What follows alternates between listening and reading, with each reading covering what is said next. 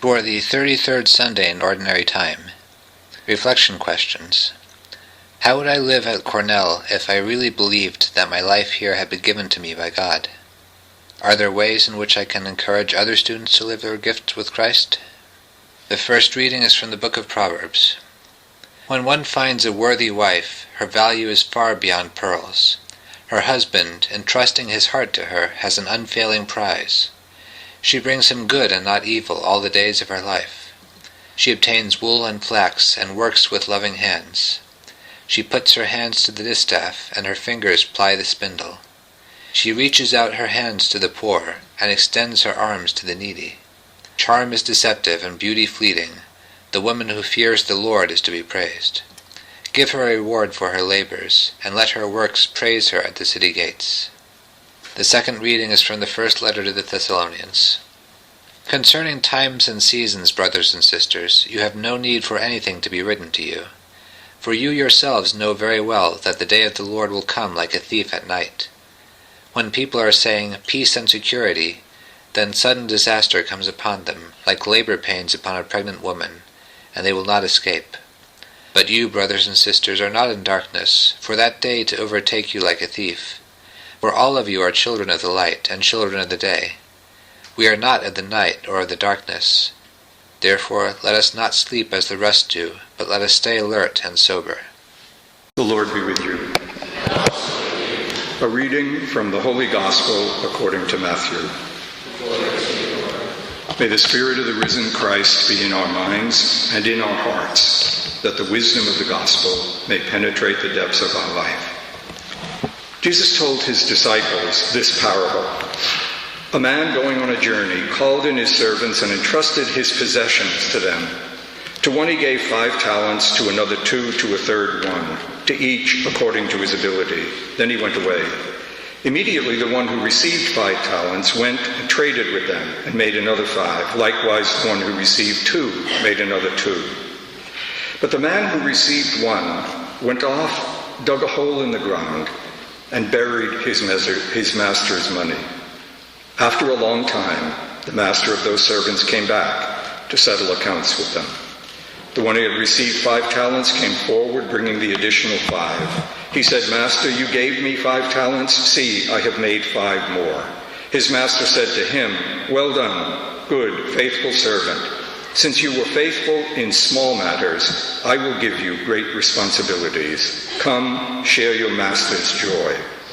Then the one who had received 2 talents, who came forward and said, "Master, you gave me 2 talents. See, I have made 2 more. And his master said to him, "Well done, good and faithful servant. Since you were faithful in small matters, I will give you great responsibilities. Come, share your master's joy." Then the one who had received the 1 talent came forward, and he said, "Master, I knew you were a demanding person, harvesting where you did not plant, gathering where you did not scatter. So out of fear, I went off and buried your talent in the ground. Here it is, I return it to you." His master said to him in reply, "You wicked, lazy servant. So you knew that I harvest where I did not plant, gather where I did not scatter. Should you not then have put my money in the bank so that I could have it back with interest on my return? Now then, take the talent from him and give it to the one with 10. For to everyone who has, more will be given, and he will grow rich. But from the one who has not, even what he has will be taken away. And throw this useless servant into the darkness outside, where there will be wailing and grinding of teeth." The Gospel of the Lord.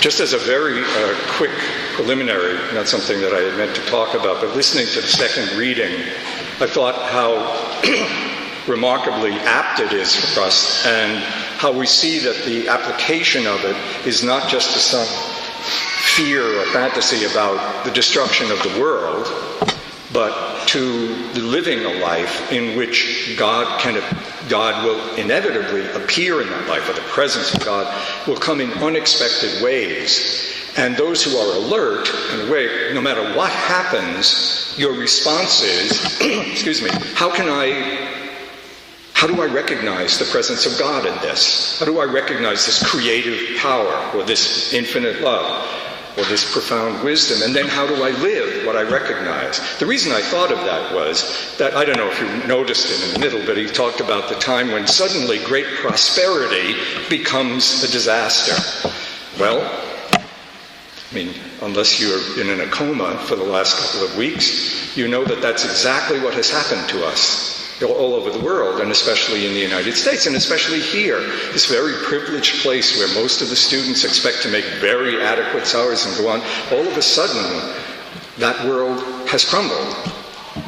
Well, what this says is that's what these scriptures are talking about. Something happens, sometimes something wonderful happens, and you have to say, how is this the presence of God? How do I respond to this creatively? So this business about the presence of God and responding to it is not meant to, make us hide and cower in the world. It's meant to invite us, as the reading from Paul said, not to be asleep, but to be awake enough to examine what happens to us. Not to tell us how to respond, but to tell us how do you discover how to respond as a believer. What is the presence of God in the present financial disaster that has attacked the capitalist world? What is his presence? You believe God is present. He's present in everything. What is the presence of God in your sin? It's forgiveness. I mean, the presence of God is everywhere. What you have to do is figure out, be alert enough, filled enough with God's Spirit to recognize it. But that's not what I wanted to talk about. What I want to talk about is the word that echoes through all of the readings today, and that is fear. It's very interesting. I don't know if you were noticing when we were singing the response. It's not not the word that most people would attach to fear. The word is happy, which is also sometimes translated blessed, gifted, lucky. You're lucky if you fear God, it says. And there's an ancient saying, the fear of the Lord is the beginning of wisdom. But in the gospel passage, it was the man's fear that destroyed him. So I want to talk about this fear, which on the one hand can be the entrance into life and wisdom, and on the other hand can be the source of failure. And as I'm going to mention in a minute, I believe from my own experience in a long time as a priest, the source of sin. The image I would like to begin, and I hope end with, is Jesus. The first thing the risen Jesus is recorded as saying in all the Gospels, especially in John, do not be afraid. The reason why that's important, I think, not only is that the notion of fear appears here, but because the Gospels, and especially John's Gospel, are carefully constructed. They're not just historical records or something. They're carefully constructed to bring those of us who now read them and allow them to penetrate our mind and imagination, to bring us into the presence of Christ. These have been written so that you may believe in him. And believing in him, so you have to ask, why did they write it that way? Why does John say the first thing the risen Christ says to his disciples is, do not be afraid? But that's going to come at the end, I hope. To begin with, we begin with the other kind of fear, the fear we sang about in the responsory psalm, the fear that is expressed in the first reading, the wise woman. The first reading is about the presence of divine wisdom in a life. The wisdom in the Old Testament and the Hebrew Scriptures and the Israelite experience is always feminine.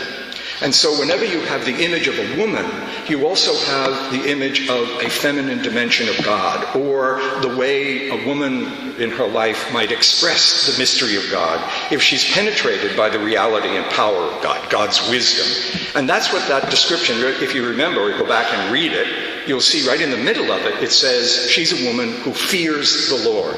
That kind of fear is not this sort of cowering fear waiting to be punished, or it's the fear that you have. It's not the usual way we use that word in English. It's more like respect.